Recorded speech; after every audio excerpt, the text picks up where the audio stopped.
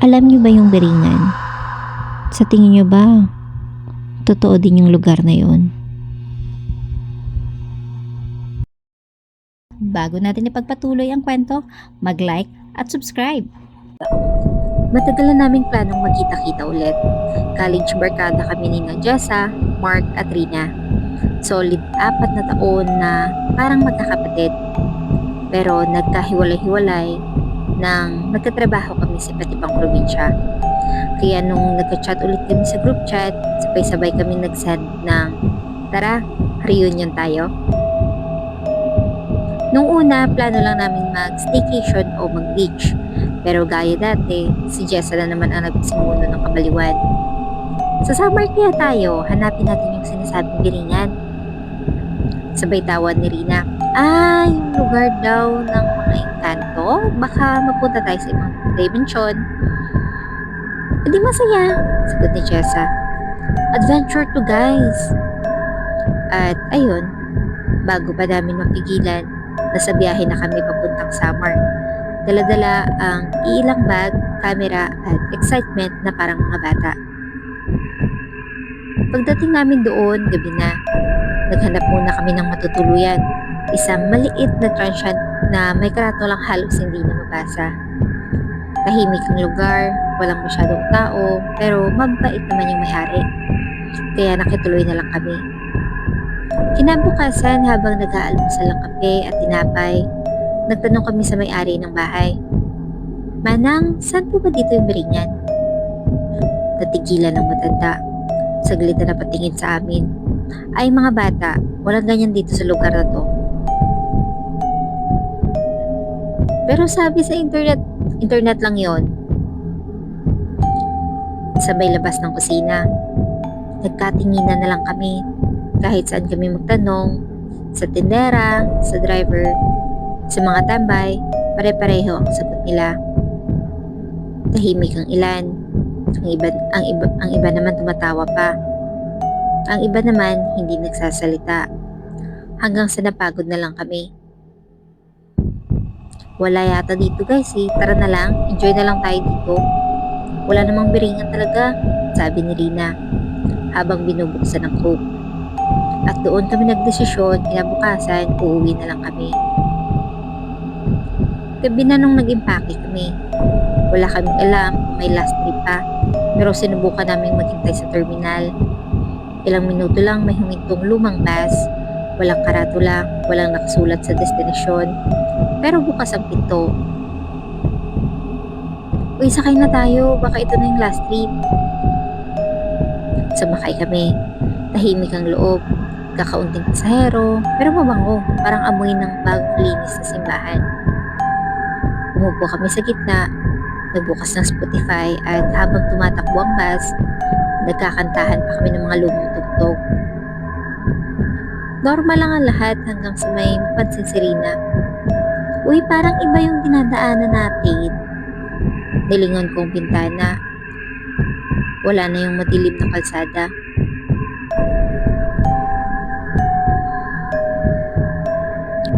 Habang umaandar ang bus, tuloy pa rin ang aming tawanan. Parang bumalik kami sa mga panahong walang iniisip kundi adventure. Pero habang papalayo kami, napansin kong kakaiba na ang tanawin. Ang mga punong dati naming nadadaanan, napalitan ng mga gusaling makukulay, parang gawa sa kristal o salamin. May mga banderitas din sa itaas. Mga ilaw na kumikislap na parang may piyestang papalapit. Tahimik lang ang ibang pasahero. Puro mga nakaayos, mukhang mayayaman. Ang iba, nakangiti lang. Pero yung ngiti nila may kung anong lamig.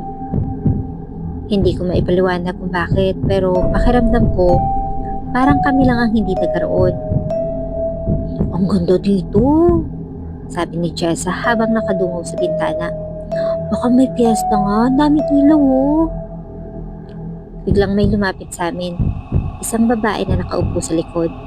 Maputi, sobrang kinis ng plat, at ang kintab-kintab ng buhok. Magandang gabi. Bati niya sabay ngiti. Narinig kong pupunta kayo sa bayan. Nagkatinginan kami. Opo, may fiesta po ba? Tumango siya. Oo, matagalan namin pinaghahandaan. Lahat ng bisita, libreng pagkain, lahat masaya. Ang boses niya ay kalmado pero may kung anong lambing. Yung tipong hindi mo matatanggihan. Pagkatapos noon, dumaan ang konduktor. Ay, magkano pong pamasahe hanggang bayan? Tanong ko. Ngumiti lang siya. Walang sinasabi. Sabay abot ng maliit na papel na parang resibo, pero blanco. Pagkatapos noon, tumango siya at umalis. Uy, parang libre yata, sabi ni Jessa. Baka offline libre sa Kaidal Fiesta. Sabi naman ni Rina, swerte ng gabi natin ah. Nagkatawanan kami. At kahit pa may kung anong kakaibang pakiramdam sa dibdib ko, sinubukan kong sabayan. Pero habang tumatagal ang biyahe, lalong nagiging maliwanag ang paligid. Ang mga gusali kumikintab sa iba't ibang kulay. May mga taong naglalakad sa labas na nakabarot saya. At ang saya ng mga mata nila, kumakaway sa bus na parang matagal na kaming hinihintay. May naririnig kaming tugtugan, tambol, kampana, tawanan. Ang ganda, sabi ni Rina na halos pabulong. Ngumiti ulit ang babae sa likod. Tama ka. Dito walang nalulungkot. Dito lahat ng dumatantik, hindi na umaalis. Napatingin kami sa kanya. Ha? Ibig mong sabihin? Pero bigla siyang tumangaw. Ngumiti lang siya sabay lakad palis. Papunta sa unahan ng bus. Tinignan ko si Jessa. Narinig mo yun? Tumango siya. Oo, pero baka joke-joke lang. Tahimik kami habang papalapit na ang bus sa makukulay na kalsada. May mga taong kumakaway, nag-aanyaya, at nang huminto ang bus, bumukas ang pinto ng dahan-dahan. Sabay bumulaga ang hangin na amoy sa pagita at usok ng kandila. May mga bisita, sabi ng konduktor sa malamig na tinig. Nandito na tayo. Pagbukas ng pinto, agad kaming sinalubong ng malamig na simoy ng hangin. Amoy ng sampagita, kandila at nilulutong kakanin. Ang paligid ay puno ng kulay. May mga banderita sa kalsada, mga parol ng kintot pilak, at mga taong tila nagdiriwang ng malaking fiesta. Wow! Sabi ni Rina. Ang ganda dito, parang nasa ibang mundo. Ngumiti si Jessa. Literal, iba to, promise. Bumaba kami, sabay lingon sa bus. Pero napansin naming wala ng karatula at ang mga ilaw nito ay unti-unting nagdidilim. Bago pa kami makapagtanong, umandar na ito papalayo. Dahan-dahan hanggang sa tuluyang maglaho sa kalsada. Uy, hindi man lang tayo pinababa ng maayos ah. Baka may terminal sa dulo. Mamaya tanungin natin kung saan tayo sasakay pabalik. Inilibot namin ang tingin. Sa kanan, may mga lamesang puno ng pagkain. Pansit, puto, lechon, mga prutas na kumikintab. May mga taong nagabot sa amin. Kain po kayo, bisita namin kayo ngayong gabi. Libre na naman, sabi ni Jessa. Baka nga totoong fiesta talaga dito. Umupo kami sa isang mahabang lamesa. Nagkainan. Pero habang tumatagal, napansin kong kakaiba ang lasa ng pagkain. Hindi siya panis pero walang alat, walang tamis, walang lasa. Parang kumakain ka ng hangin na may texture lang. Teka, diba parang wala naman tayong nalalasahan? Oo nga no. At habang nagkatinginan kami, napansin kong biglang huminto ang tugtugan. Ang mga taong kanina'y sumasayaw, biglang tumigil, pero nakangiti pa rin nakatingin sa amin. Tahimik, walang hangin, walang ingay. Isa-isang bumaling sa amin ang mga tao. Lahat sila nakatingin lang. Yung mga ngiti nila, nakapako sa amin. Parang pintura sa mukha nila. At sa ilalim ng liwanag, doon ko lang napansin, wala ni isa sa kanila ang parang humihinga. Guys, let's go. Mahinang sabi ni Mark. Tumayo kami pero biglang may humawak sa braso ko. Yung babaeng pasahero sa bus. Ngumiti siya ulit. Mas malapit na ngayon. Hindi pa tapos ang fiesta, sabi niya. Dito, walang umaalis nang hindi sumasayaw. At bago pa ako makagalaw, biglang bumalik ang tugtugan. Ngunit ngayon, mas mabagal, mas malalim. Parang halakhak ng maraming tao sa ilalim ng lupa. Ang mga taong nakatingin sa amin, sabay-sabay na kumilos, sabay-sabay na umiti ng mas malaki. Ang mga mata nila, kumikintab. Run, bulong ko. At sabay-sabay kaming tumakbo. Palabas sa makulay na kalsada na unti-unting nagdidilim habang lumalayo kami. Ngunit kahit saan kami lumiko, pare-pareho lang ang daan. Parehong mga ilaw, parehong mga ngiti, parehong mga muka. At sa bawat paglingon ko, naroon pa rin yung babae, nakangiti, habang binubulong ang parehong linya. Dito, walang nalulungkot. Dito, walang umaalis. Tumakbo kami ng walang direksyon, kaliwa, kanan, paikot-ikot. Pero kahit saan kami dumaan, pare-pareho lang. Mga kalsadang makintab, may mga banderitas na kumikintab sa dilim, at mga taong nakangiti sa gilid ng daan. Hindi tayo nakakaalis, sigaw ni Mark, hingal na hingal. Baka paikot tong lugar na to. Sagot ko habang hinahawakan ang kamay ni Rina. Huminto kami saglit sa ilalim ng poste ng ilaw, pero napansin kong yung ilaw hindi ilaw ng kuryente. Parang apoy, pero malamig. At sa loob ng liwanag, unti-unting lumitaw ang babaeng pasahero sa bus. Bakit kayo tumatakbo? Tanong niya. Mahinahon ang tono, pero malamig ang ngiti. Hindi ba't nag-i-enjoy kayo? May kanta, may saya, may fiesta. Wala kami kailangan dito, sabi ko. Ngumiti lang siya. Pero kailangan kayo ng lugar namin. Biglang lumakas ang hangin. Lahat ng banderitas lumilipad at ang mga tao sa paligid nagsimulang sumaya ulit. Pero hindi na masaya yung galaw nila. Parang hinihila ng pisi. Sabay-sabay, walang tunog, kundi yung mahihinang tunog ng mga paan lang nila.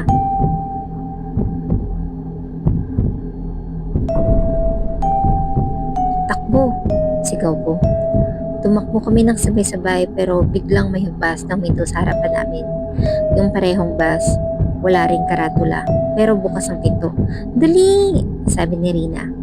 At pagsakay namin, kusa itong umandar kahit walang driver. Tahimik lang kami, walang nagsasalita. Hanggang sa biglang bumalik ang ilaw sa labas. Hindi na makulay, hindi na fiesta. Mga ordinaryong bahay na ulit. Mga tindahan, tricycle, kalsadang basa. Nasa summer na tayo ulit? Ngumiti si Jessup, parang hindi makapaniwala. Nakabalik tayo, guys! Tahimik lang kami buong biyahe. Pagdating sa terminal, bumaba kami. Paglingon namin sa bus, wala na ito ulit. Siguro panaginip lang yun, sabi ni Rina. Pilit na tumatawa. Ngumiti rin ako, kahit ako sigurado ko. Kasi habang naglalakad kami, napansin ko may nakasabit sa bag ko. Isang maliit na banderitas na kulay ginto. At sa likod nito may nakasulat na maliit na letra. Babalik kayo kapag sumapit ang fiesta. Pagmulat ng mata ko, parang biglang lumiwanag ang paligid.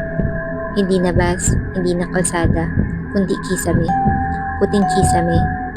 May electric fan na mabagal ang ikot. Gising na siya! Sigaw ng isang boses. Pagtingin ko, si Mark yun. Maputla. Halatang bagong gising din. Nasa tabi niya ang isang matandang lalaking may rosaryo sa leeg. May hawak na dahon ng bayabas at bote ng langis. Salamat sa Diyos, sabi ng matanda. Tatlo na lang kayo ang hindi nagigising kahapon. Akala nga namin hindi na kayo babalik. Hindi ako agad nakasagot. Parang sabog ang isip ko. 3 araw daw kaming tulog. 3 araw mula nung sumakay kami sa bus. Papuntang saan nga ba? Tumingin ako sa paligid. Nandun si Jessa. Gising na pero tahimik lang. Nakatingin sa kawalan. Si Mark, umiiyak habang niyayakap ang unan. Pero si Rina? Nasaan si Rina? Tanong ko agad. Nagkatinginan sila.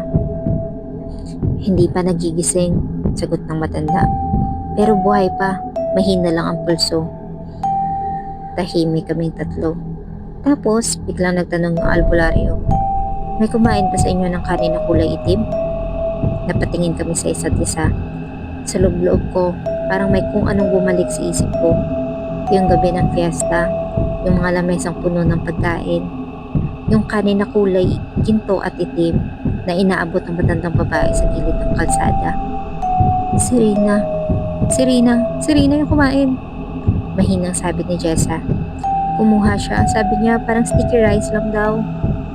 Nanlamig ako. Ang albularyo naman na pailing. Ayun na nga. Hindi kanin yun. Yun yung pagkain ng mga taga kabilang daan. Pag kinain mo yun, hindi ka na makakabalik muli. Natahimik kami ulit. Walang gustong magsalita. Hanggang sa kinabukasan habang nakaupo kami sa veranda, may sumigaw mula sa loob ng bahay. Gising na si Rina! Tumakbo kami agad at pagpasok namin, nakaupo na siya sa kama. Maputla pero nakangiti. Akala ko hindi na tayo makakabalik. Ngumiti kami pero walang nagsasalita kasi sa kamay ni Rina may hawak siyang piraso ng banderita na kulay ginto. Kinabukasan, maagang-maaga pa lang, nagdesisyon na kaming umalis. Ayaw na namin tumigil pa ng kahit isang araw doon. Tahimik kaming apat habang nag-iimpake. Walang tawanan, walang selfie, walang kahit anong alaala gustong itago. Sigurado kayo hindi na kayo babalik? Tanong ng albularyo.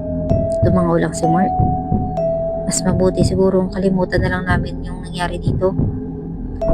Bago kami umalis, binigyan niya kami ng maliit na supot ng may asin at dahon ng laurel.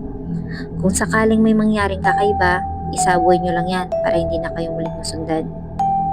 Tahimik ang biyahe pa uwi. Wala ni isa sa amin ang nagbuklat ng cellphone. Walang nagpatugtog ng Spotify. Sa unang pagkakataon, parang takot kaming makarinig ng musika. Pagdaan namin sa terminal kung saan kami unang sumakay, napansin namin wala naman talagang dumadaang bus na ganun ang itsura. Sabi ng konduktor, walang biyahe kagabi. 9:00 pa lang, sarado na ang lahat. Nagkatinginan kami. Wala kaming masabi. At pagdating sa lungsod, kanya-kanya na kaming umuwi. Si Jessa, tumigil muna sa paglalakbay. Si Mark, hindi na muli nagplano ng reunion. At ako, tuwing gabi, kapag napapadaan ako sa mga bintana, minsan, parang nakikita ko pa rin yung mga ilaw. Pero sa tuwing mag-aalangan ako tumingin, palagi kong naaalala ang sinabi ng matanda. Kapag may nag-anyaya sa'yo roon, huwag kang sasama. At simula noon, hindi na kami muling naghanap ng adventure. Dahil may lugar na hindi dapat pinupuntahan. At may mga kwento na mas mabuting manatiling alamat na lamang.